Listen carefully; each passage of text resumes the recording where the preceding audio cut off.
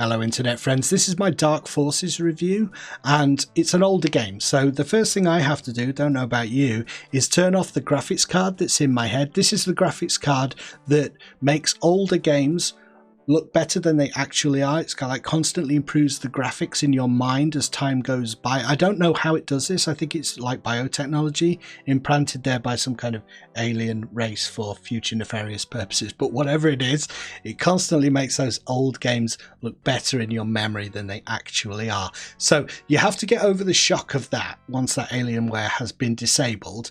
But once that has happened, then it's a case of acclimatizing to all those quirks of a genre that have been ironed out over time.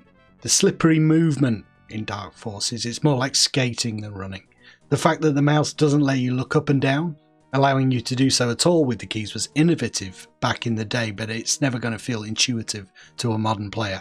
Aspects of level design that were taken for granted are now missing. No game is going to ask you to backtrack through an entire level to reach your ship for extraction. Doing so seems counterintuitive. It's like a twist that's designed to confound you. The thing is, it makes total sense, probably more sense than a secret route back to the beginning, which we would have these days, but the choice to make you backtrack just isn't fun, and game designers learned that over the years. The player should always be moving forward.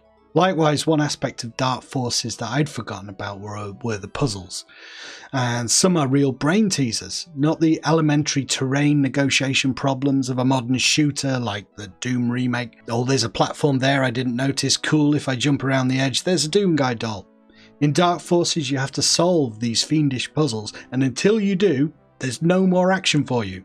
Without the aid of a wiki, I have no doubt I would have spent days stuck on a couple of these. Sometimes it's due to my own idiocy, sometimes due to me not giving the game its full due. I mean, just because it's old doesn't mean the puzzles aren't going to be sophisticated. I learned that lesson.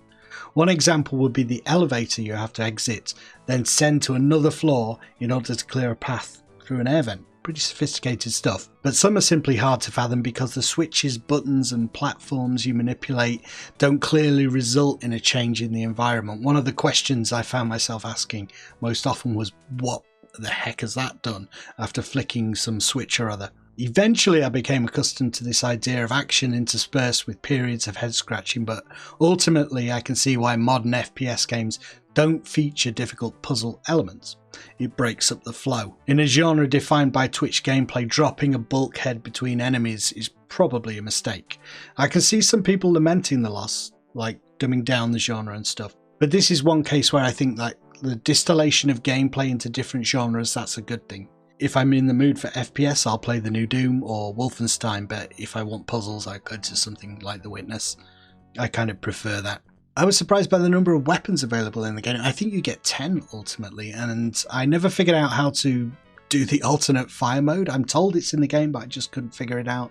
Tried changing keybinds, couldn't get it, but I can see opportunities for strategy on the higher difficulty levels for sure.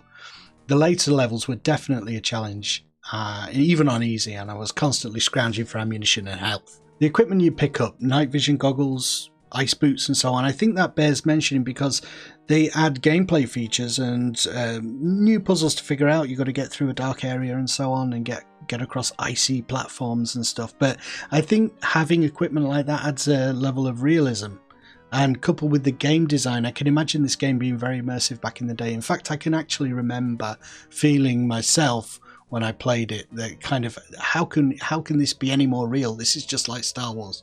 It seems ridiculous now, but I can remember thinking that. In terms of the story, it was interesting to revisit a time in Star Wars lore, the EU Now Legends, when it was kind of in its infancy. A lot of those stories were just being told mid-90s. It was a total shock to me that the first level of Dark Forces is stealing the Death Star plans. That's something that's been rewritten since with Rogue One, isn't it? And there's certainly nothing wrong with retelling the same stories, but it's this idea that what's being offered now is in some way new. No, it was done 25 years ago in this game.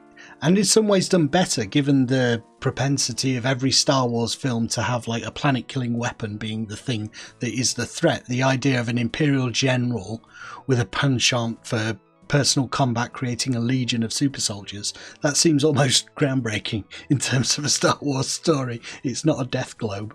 In conclusion, I had a great time playing Dark Forces. It was an education to play an early entry in the FPS genre. I feel by playing without a wiki except when I needed it, I experienced some of the frustrations players may have experienced back in the day, but also the exhilaration of the enjoyable gunplay when the game is flowing and you're shooting those enemies, and it's really fun. It is fun.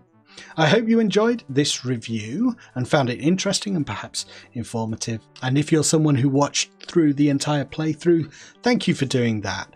I'm hoping to play through more games in this way, do kind of an introduction, then play through the game, then do a review. So if you'd like to see more videos like this, do sub up and hit the bell, and I will see you next time. Bye.